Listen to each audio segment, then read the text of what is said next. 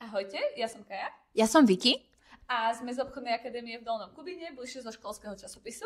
Dneska sa na našej škole koná Deň otvorených dverí, čo znamená, že k nám do školy príde množstvo žiakov zo základných škôl na to, aby sa pozreli, ako naša škola funguje.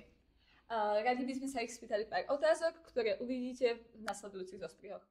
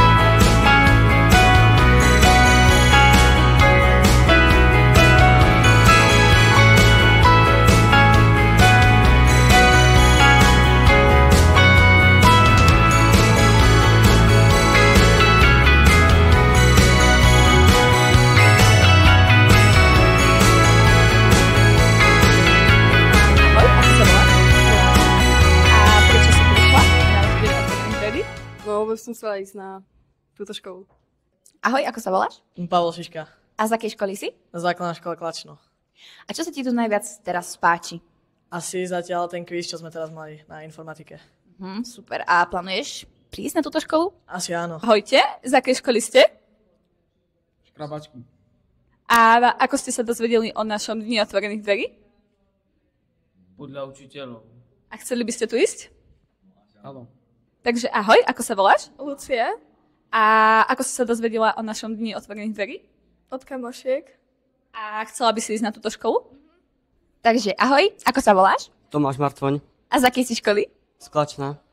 A ako si sa dozvedel o našom DODčku? No, na škole nám to odporúčali ako dobrú obchodnú školu v Kubíne. Zvažuješ, že by si tu chodil?